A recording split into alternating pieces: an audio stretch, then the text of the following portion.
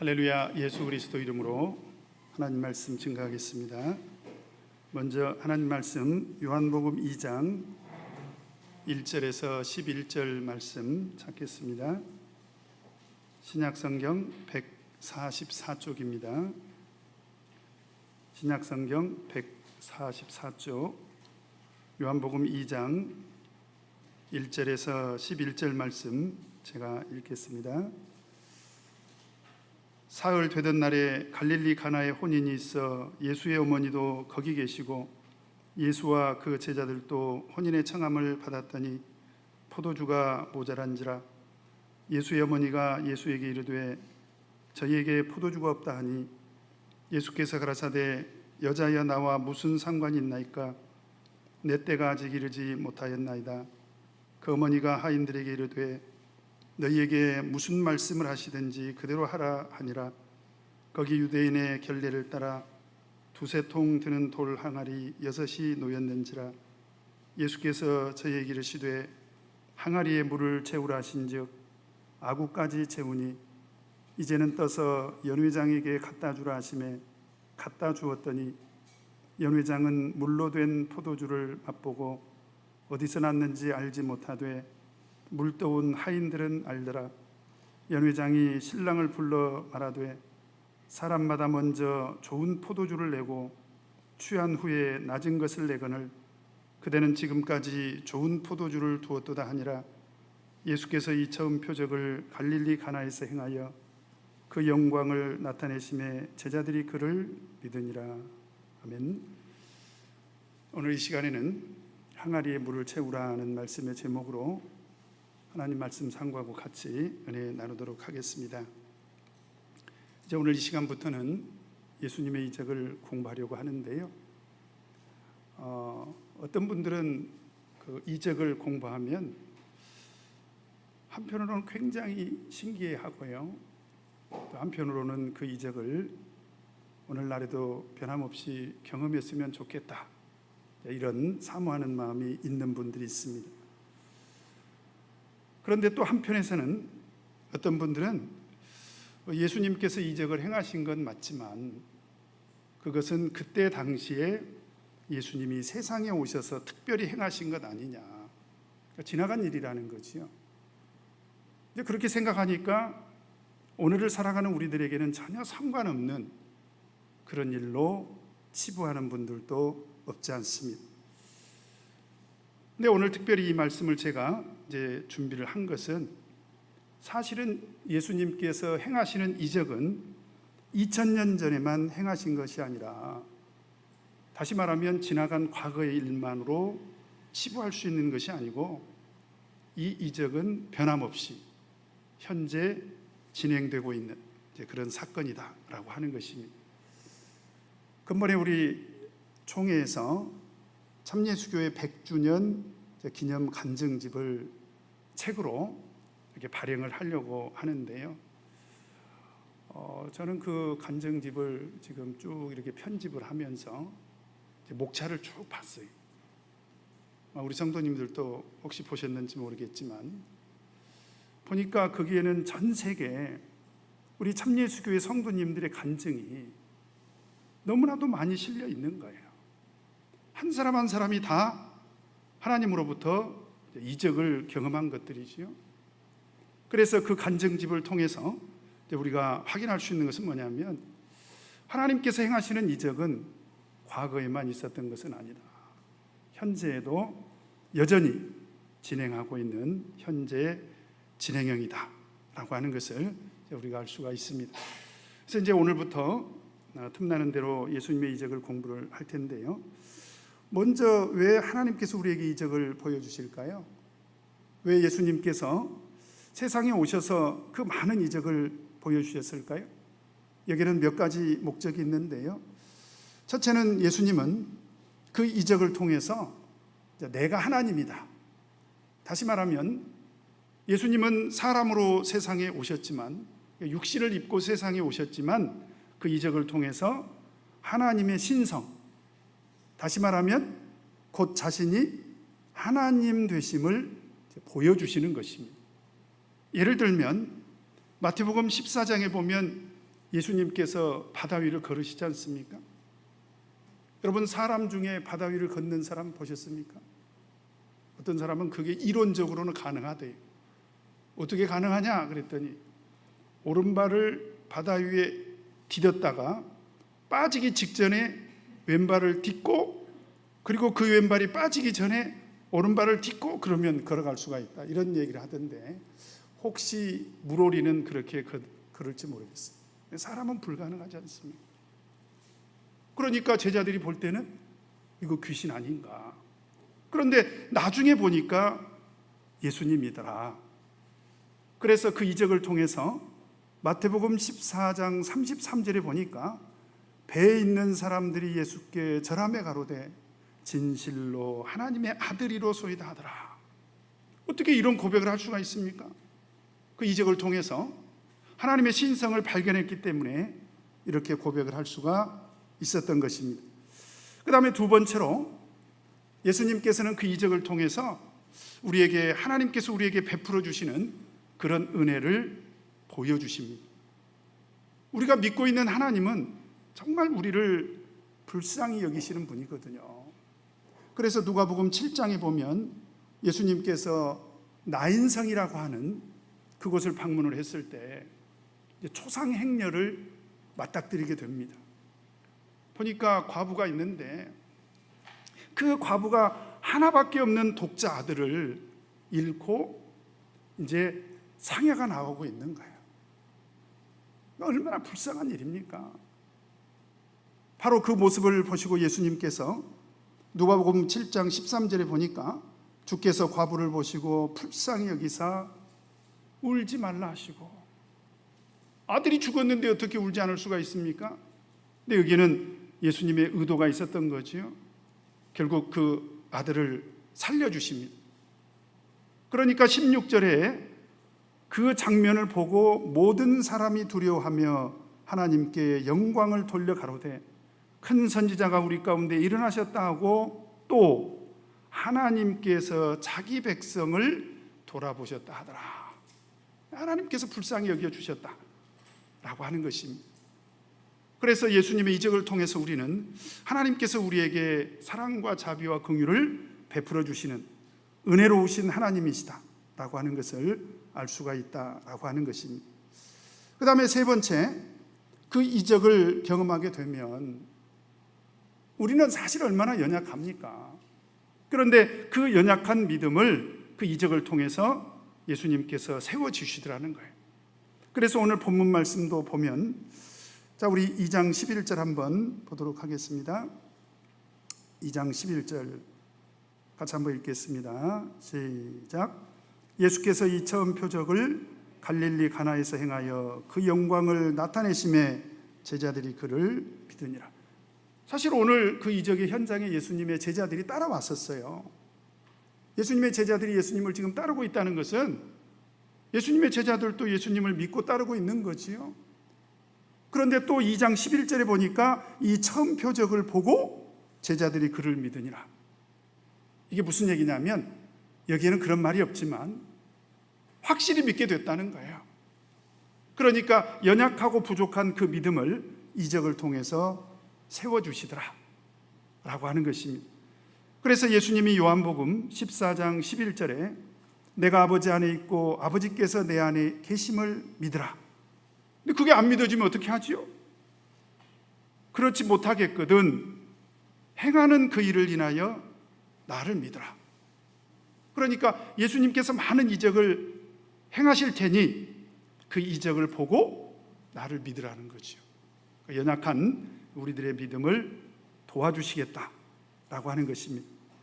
그 다음에 네 번째로 또 예수님께서는 그 이적을 통해서 사실은 우리에게 하시고자 한 그런 하나님의 메시지를 전달을 해주시는 것입니다. 그래서 마태복음 16장에 보면 예수님께서 떡 5개와 물고기 2마리로 이제 5,000명을 먹이시지 않습니까? 그리고 이제 예수님께서 바리새인의 누룩을 주의해라 이런 얘기를 하니까, 그러니까 제자들끼리 어처구니 없는 그런 얘기를 하는 거예요. 뭐라고 얘기를 하냐면 마태복음 16장 7절에 보니까 제자들이 서로 의논하여 가로되 우리가 떡을 가져오지 아니하였다. 예수님은 바리새인의 누룩을 주의하라고 했는데 제자들 입장에서는 우리가 떡을 가져오지 아니하다 보니까 예수님께서 이 떡을 찾으시는가? 그러니까 그 떡은 예수님께서 사실 필요 없다는 거죠. 왜 그렇습니까? 8절에 보면 예수께서 하시고 가라사대 믿음이 적은 자들아 어찌 떡이 없으므로 서로 의논하느냐. 너희가 아직도 깨닫지 못하느냐 하고 싶은 말이 있는 거예요. 어떤 말씀이요? 떡 5개로 5,000명을 먹이고 주운 것이 몇 바구니며 떡 7개로 4,000명을 먹이고 주운 것이 몇 광줄이던 것을 기억지 못하느냐. 그러니까 오늘 예수님께서는 그 제자들에게 그 이적을 통해서 예수님께서 하시고자 하는 말씀을 충분히 전달했는데도 예수님의 제자들은 예수님을 따르면서도 여전히 하나님의 뜻을 발견하지 못하더라는 거예요. 그래서 예수님께서는 그 이적을 통해서 제자들에게 하나님의 특별한 메시지를 전달을 해주고 계시는 것입니다. 그래서 특별히 4가지를 제가 말씀을 드렸는데요.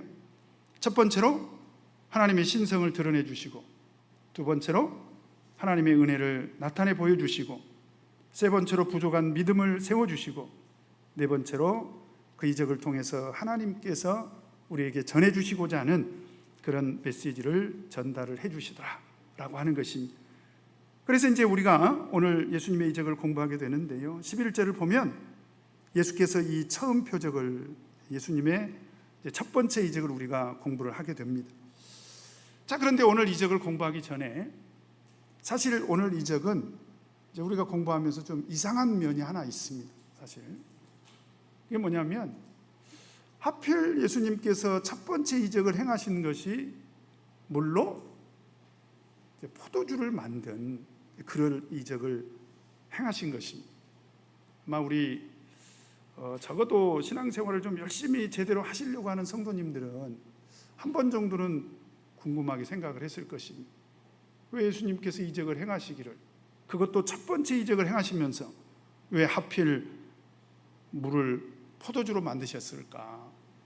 심지어 어떤 분들은요, 술에 대해서 이 말씀을 근거로 해서 하나님께서는 우리에게 술을 허용해 주셨다, 이렇게 술에 대해서 허용적인 그런 근거로 이제 삼는 분들도 있습니다. 이 부분은 잠깐 좀 정리를 하고 넘어가야 됩니다. 신구약을 통틀어서 포도주라는 단어는 엄청나게 많이 등장을 합니다. 근데 그게 다 술이냐? 여러분, 그렇지 않아요. 포도주라고 기록이 돼 있지만 그것이 다 술이라고 이렇게 여겨질 수가 없는 것이, 포도주라고 기록은 돼 있지만 용도는 크게 5가지로 사용이 됐습니다. 첫 번째, 포도주가 당연히 술로 이렇게 사용이 된 부분이 적지 않습니다. 그런데요, 여러분 이걸 아셔야 됩니다. 술로 사용이 될 때는 우리 하나님을 섬기는 믿음의 사람들에게는 이것은 금지 식품이었습니다. 그래서 누가복음 1장 15절에 보면 이는 저가 주 앞에 큰 자가 되며 포도주나 소주를 마시지 아니하며 모태로부터 성령의 충만함을 입어. 하나님이 택한 백성들은, 하나님께서 일꾼으로 사용하실 사람들은 포도주나 소주를 먹어서는 된다 안 된다? 안 된다는 거예요. 그러니까 포도주가 술로 사용된 건 맞지만 술로 사용이 됐을 때는 먹어서는 안 되는 것이라는 거예요. 그건 틀림이 없습니다. 그건 제가 만약에 오늘 술에 대해서만 이야기를 하려고 한다면 1시간 동안 다 찾아드릴 수 있어요. 절대로 술은 먹어서는 안 됩니다. 술을 금했지요. 그 다음에 두 번째로, 이 포도주는 하나님 앞에 제사를 드릴 때도 예물로 사용이 됐다는 거예요. 예물로.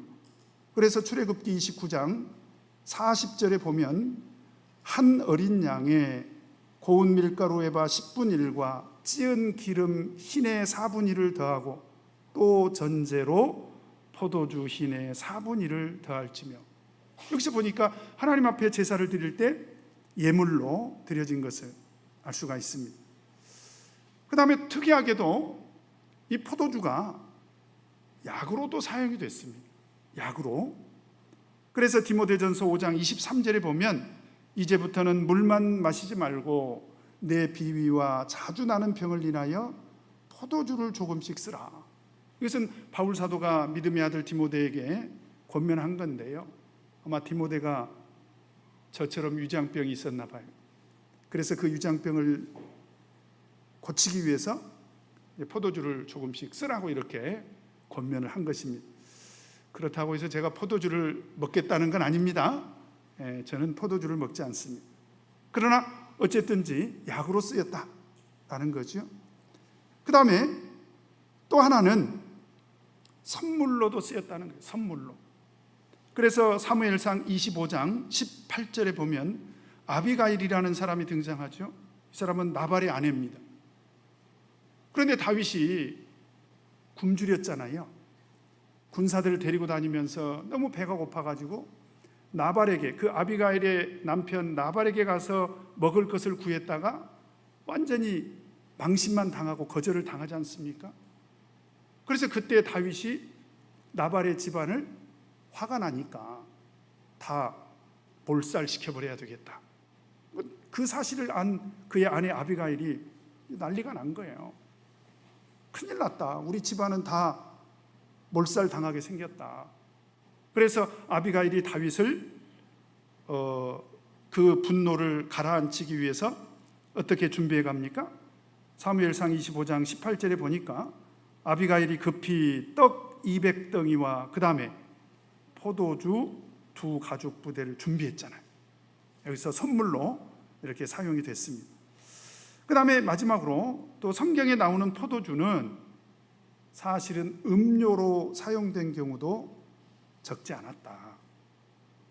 그래서 예수님께서 제자들과 함께 성만찬 때 사용된 것이 포도주라고 돼 있지만 사실은 이것은 음료로 사용된 것입니다.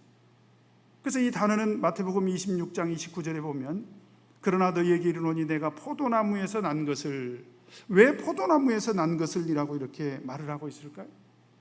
사실은 포도주와 술과 구별된 그런 의미로 사실은 사용이 된 것입니다.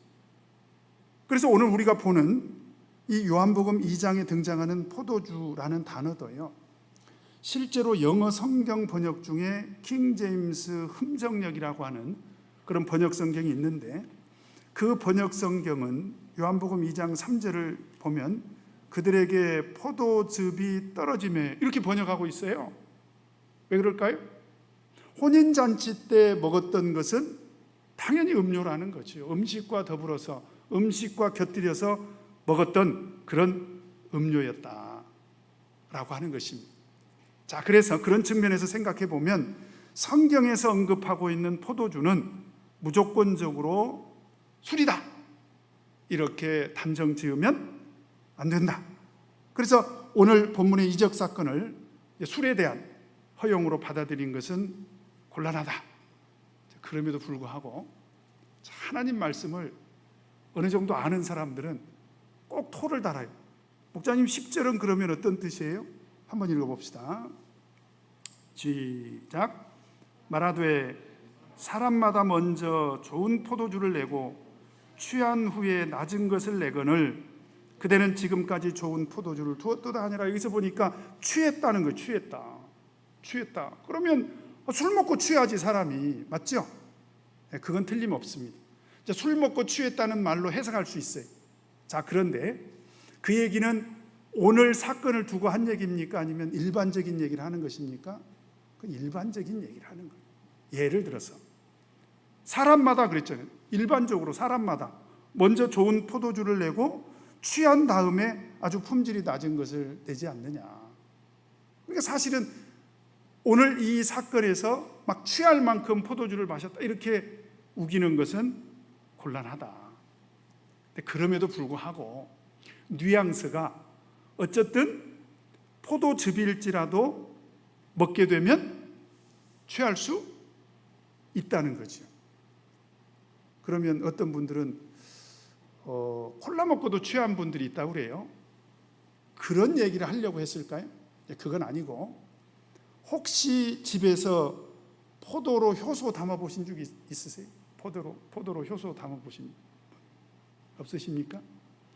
포도에 술을 부어서 효소를 만드는 게 아니라 포도에 설탕을 넣어서 효소로 사용하려고 해두면 불과 2, 3일 지나지 않아서 거품이 나기 시작합니다. 뽀글뽀글뽀글하고 거품이 나기 시작해요.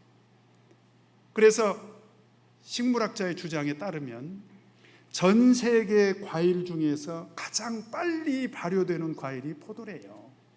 그래서 실제로 우리가 여름에 시장에 가서 이제 포도를 사가지고 오면 우리가 싱싱한 포도라고 여겨서 사가지고 왔는데 그 중에 몇 개가 이렇게 좀 껍질이 터져 있는 걸 발견하게 되잖아요. 그러면 그런 포도를 딱 입에 넣으면 어때? 에? 술맛 나잖아. 어떻게 술맛인 줄 알았어? 하여튼 술맛이 나요. 그러니까 무슨 얘기냐면 포도주라고 해도 과언이 아니다 이 말이에요. 왜 그러냐면 포도로 음료를 만들어 놔도 너무 빨리 발효가 되기 때문에 그때 당시에 냉장고가 있었겠습니까? 무슨 보관할 방법이 없잖아요. 그러니까 어느 정도 음료를 만들어 놔도 굉장히 빨리 발효됐을 것이다. 웃자고 드리는 말씀인데 저 어렸을 때는요, 성찬 때 포도즙이 나오면 술처럼 발효된 것들도 있었어요. 왜 그러냐면 보관을 잘 못하니까. 지금은 굉장히 신선한 포도를 그때그때 사용해서 구입해가지고 사용하기도 하고요. 그 다음에 지금은 냉장고가 있어서 또 보관하는 기술이 발달했잖아요.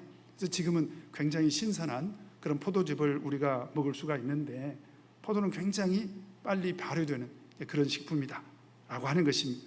자, 그래서 오늘 이 시간에 이 이적을 하나님께서는 우리에게, 예수님께서는 우리에게 이제 술을 먹어도 된다 이런 말씀으로 오해하는 것은 곤란하다. 이제 술 얘기는 이 정도 말씀을 드리도록 하겠습니다. 자, 그럼 이제 오늘 본문의 이적 말씀을 같이 한번 살펴볼 텐데요. 먼저 우리 1절 2절 같이 한번 읽겠습니다. 시작. 사흘 되던 날에 갈릴리 가나에 혼인이 있어 예수의 어머니도 거기 계시고 예수와 그 제자들도 혼인의 청함을 받았더니, 먼저 오늘 이적이 있었던 그 사건의 배경은 혼인잔치입니다. 혼인잔치.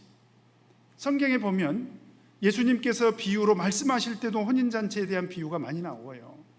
오늘 첫 번째 이적을 행한 것도 혼인잔치였다라는 것입니다. 그런데 여기에 예수님도 당연히 이제 초대를 받았고 그 제자들도 혼인에 초대를 받았는데, 여기서 우리가 주목할 분은 누구냐면 1절에 보니까 누가 먼저 언급되고 있습니까? 예수님의 어머니도 거기 계시고, 그러니까 예수님보다 예수님의 어머니가 먼저 언급이 되고 있다는 사실을 우리가 좀 주목할 필요가 있습니다. 그 다음에 그 뒤에 보면 3절에 보니까 포도주가 모자란지라 예수의 어머니가 예수에게 되 저희에게 포도주가 없다니. 그 혼인잔치집에 포도주가 떨어진 거예요. 음료가 떨어진 거예요. 큰일 났죠. 굉장히 낭패스러운 일이 일어난 것입니다. 그런데 그 사실을 누가 걱정하고 있습니까? 예수님의 어머니가 걱정을 하고 있다는 거예요.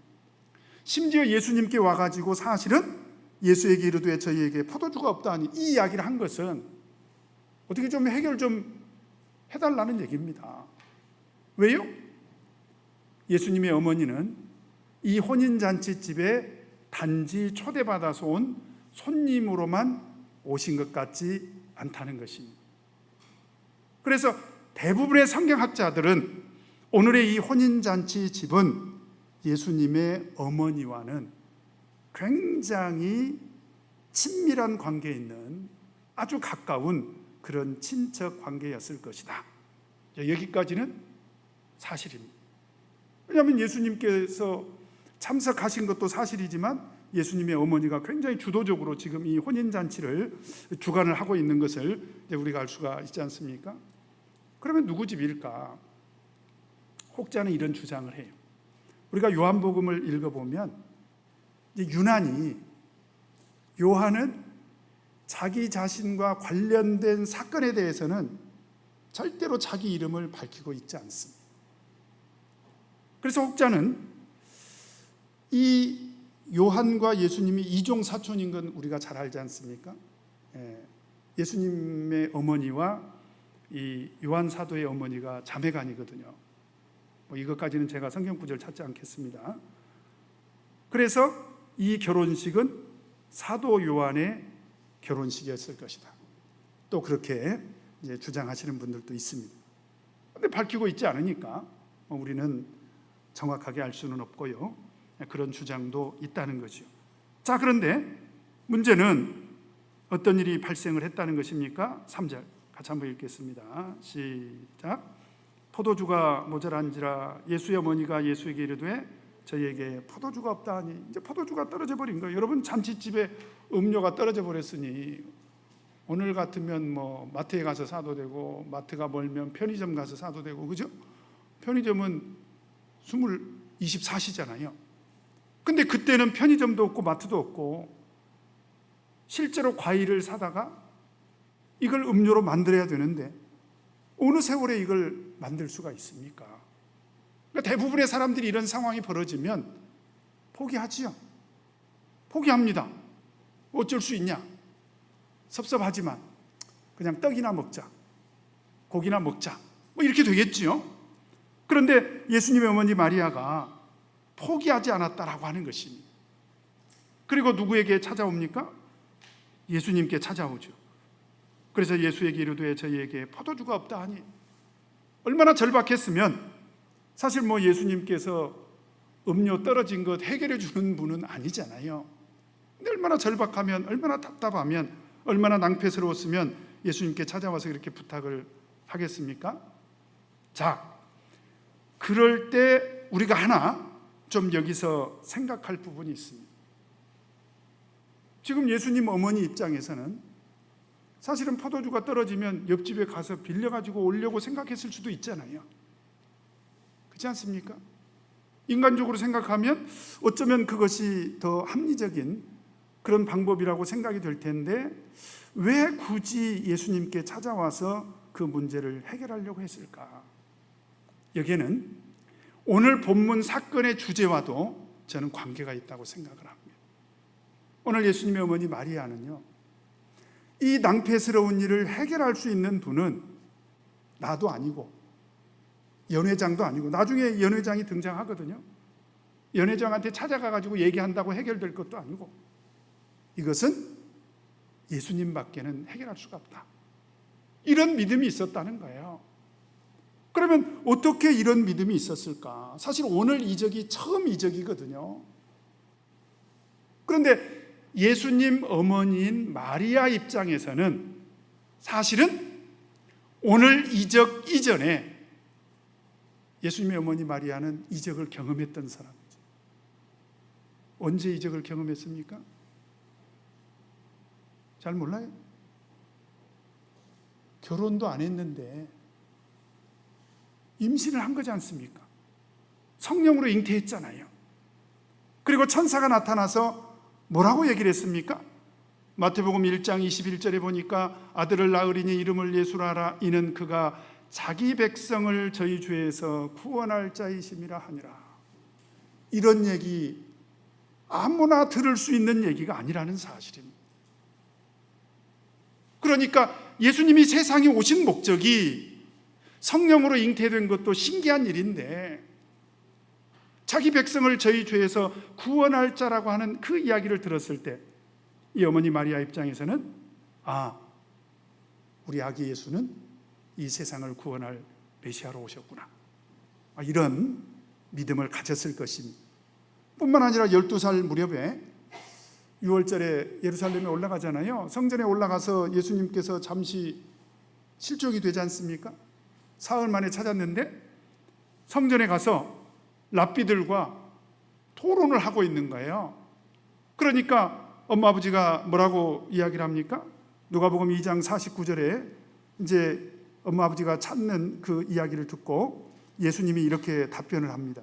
예수께서 가라사대 어찌하여 나를 찾으셨나이까? 내가 내 아버지 집에 있어야 될 줄을 알지 못하셨나이까? 지금 사실 12살짜리 이 예수는 누구의 아들입니까? 아버지 요셉과 엄마 마리아의 아들이잖아. 근데 뭐라고 얘기를 하냐면 내가 내 아버지 집에 있어야 될 줄을 알지 못하셨나이까. 그 이야기를 듣고 양친이 그 하신 말씀을 깨닫지 못하더라. 그런데 51절에 보면 예수께서 한 가지로 내려가사 나사렛에 이르러 순종하여 받드시더라. 그 모친은 이 모든 말을 마음에 두니라. 바로 마리아는 이 모든 일들을 예사롭지 않은 일로 받아들인 것입니다. 그래서 그런 측면에서 생각을 해본다면 예수님의 어머니 마리아는 이 포도주가 떨어진 것을 우리 예수님이 확실히 해결해 주실 것이다 라고 하는 그런 믿음이 있었을 거라는 거예요. 자, 그런데 4절에 보면 이제 그런 요청에 대해서 예수님이 어떤 반응을 보여주십니까? 4절 같이 읽겠습니다. 시작. 예수께서 가라사대 여자여 나와 무슨 상관이 있나이까? 내 때가 아직 이르지 못하였나이다. 말 그대로 이 4절을 읽어보면 참 우리 예수님이 굉장히 좀 쌀쌀맞다. 좀 인간적으로 생각하면 버릇도 없다. 아니 세상에 엄마한테 여자여가 뭐예요? 여자여가. 형주도 그래 봤냐? 엄마한테 여자여 밥 좀 그죠? 뭐 길게 설명하지 않겠습니다. 원어를 보면 헬라어로 귀네라고 하는 단어로 쓰였는데 사실 이 단어는 존칭어로 많이 사용이 됐대요. 그러니까 사실은 여사님 뭐 이렇게 우리는 이해를 해야 됩니다. 그래서 어떻게 설마 예수님이 아무리 예수님이라 할지라도 낳아주신 육신의 어머니인데 여자여 이렇게 했겠습니까? 그러니까 여사님 이렇게 이해를 하는 게 좋을 것 같고요.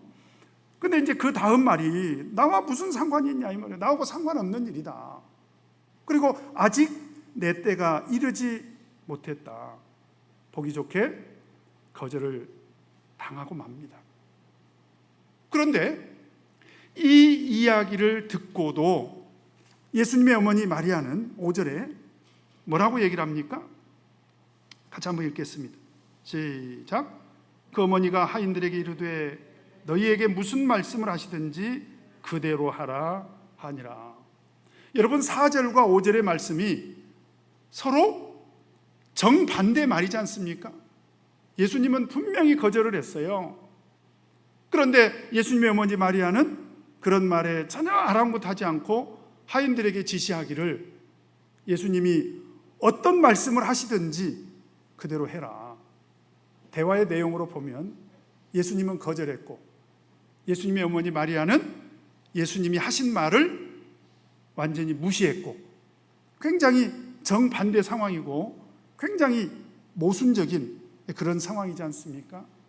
자, 그런데 여기서 우리가 한 가지 알아야 될 것은 뭐냐면 마리아의 입장을 한번 생각해 보자는 거예요. 친척집이에요. 포도주가 떨어졌어요. 굉장히 낭패스러운 상황입니다. 아주 절박한 상황이에요. 여기서 한 가지 우리가 잊지 말 것은 이 마리아에게는 어떤 믿음이 있었느냐? 하나님의 권능은 반드시 존재한다는 거예요. 이게 중요한 것입니다. 왜 그러냐면 조금 더 구체적으로 제가 이 부분을 설명을 드린다면 마리아가 아직 결혼하기 전에 성령으로 잉태할 것이다. 그런 얘기를 들었잖아요. 그런 얘기를 들을 때 이 마리아가 얼마나 청천벽력 같은 그런 소리였겠습니까? 그런데 천사의 말을 마지막 순간에는 받아들이지 않습니까? 왜요? 누가복음 1장 38절에 보면 마리아가 가로되 주의 계집종이 오니 말씀대로 내게 이루어지다 하매 천사가 떠나가니라. 이미 마리아에게는 어떤 믿음이 형성됐냐면 하나님의 말씀이라면, 자, 따라서 해보십시오. 하나님의 말씀이라면 그대로 이루어질 것이다. 이미 아기 예수를 잉태할 때 그런 믿음의 경험이 있었다라고 하는 것입니다. 그러니까 예수님이 거절한 건 맞지만 그러나 마리아에게는 어쩌면 좋습니까? 그런 믿음이 있는데요. 마리아는 어떤 믿음이 있냐면 예수님이 어떤 말씀을 하시든지 그 말씀대로 이루어질 것이다. 그런 믿음이 있으니까 그 하인들에게 예수님께서 어떤 말씀을 하시든지 너희들 그대로 해야 돼, 이렇게 하인들에게 명령을 했다는 것입니다. 그리고 6절 7절을 보니까요, 같이 읽겠습니다. 시작. 거기 유대인의 결례를 따라 두세 통 드는 돌 항아리 6이 놓였는지라. 예수께서 저에게 이르시되 항아리에 물을 채우라 하신즉 아구까지 채우니. 그래서 마침 보니까, 하인들이 보니까 결례라고 하는 것은 정결례를 말하는 것입니다. 음식 먹기 전에 손발을 씻고 이런 그런 용도로 사용했던 그런 물 담는 항아리가 이제 6개가 있었던 거예요. 그런데 그 6개를 보고 지금 예수님 어머니 마리아는 뭐라고 얘기를 하냐면 5절에 보니까 너희에게 무슨 말씀을 하시든지 그대로 하라는 것입니다.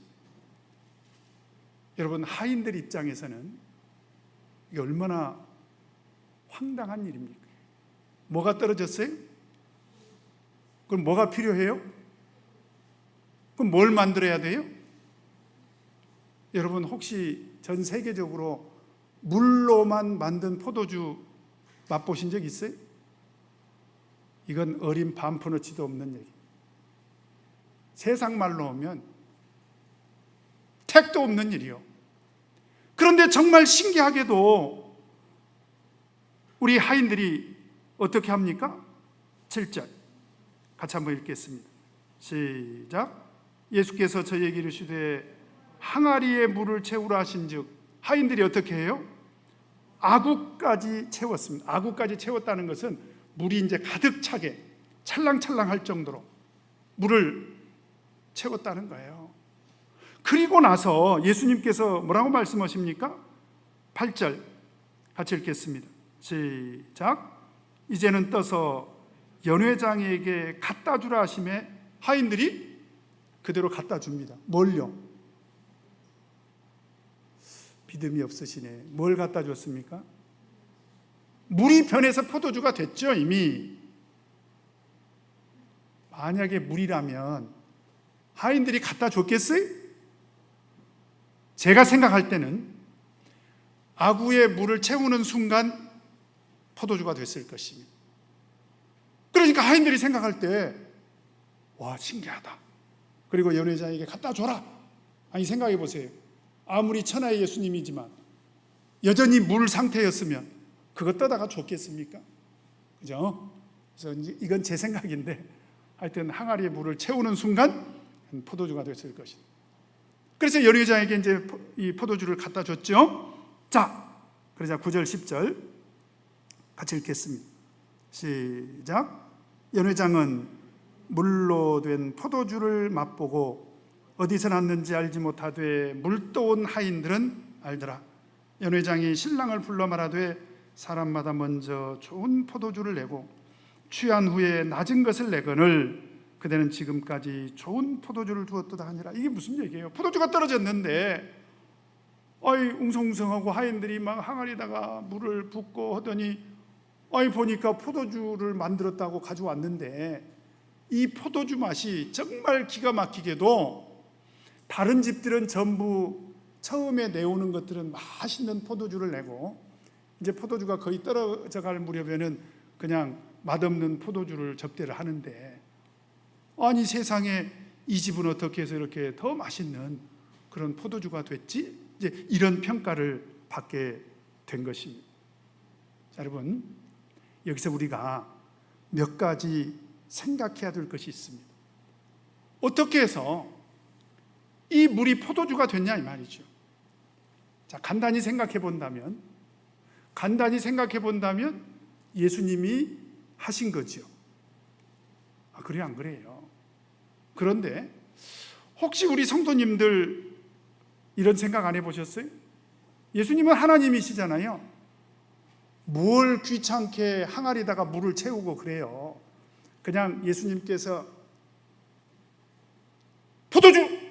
그러면 그냥 항아리에 포도주가 딱 채워지고 포도주! 그러면 어떻습니까? 이게 문제예요.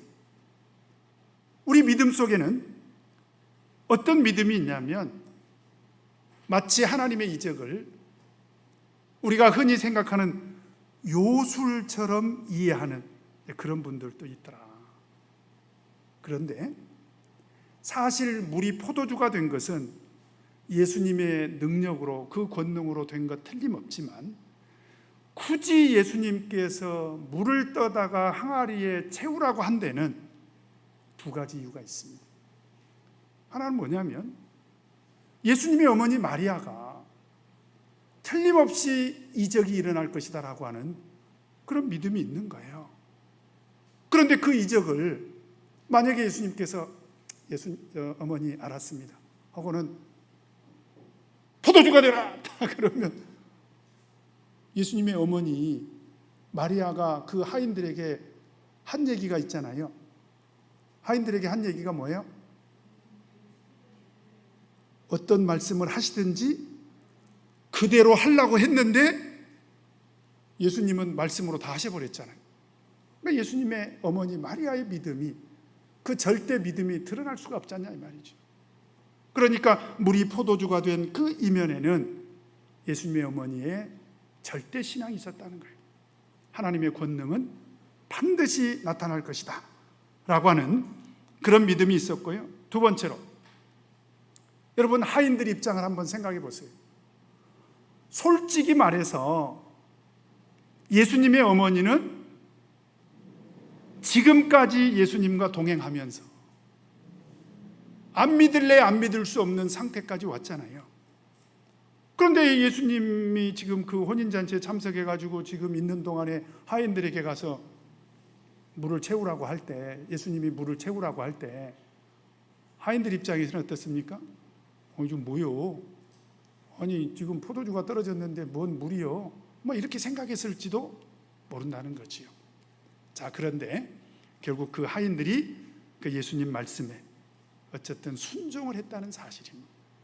그러니까 어머니 마리아의 절대 믿음과 그 하인들의 순종으로 인해서 저는 물이 포도주가 되는 이적이 일어나게 된 거다라고 하는 것입니다. 자, 그렇다면 여기서 이제 우리가 마지막 결론 하나 내려보려고 합니다.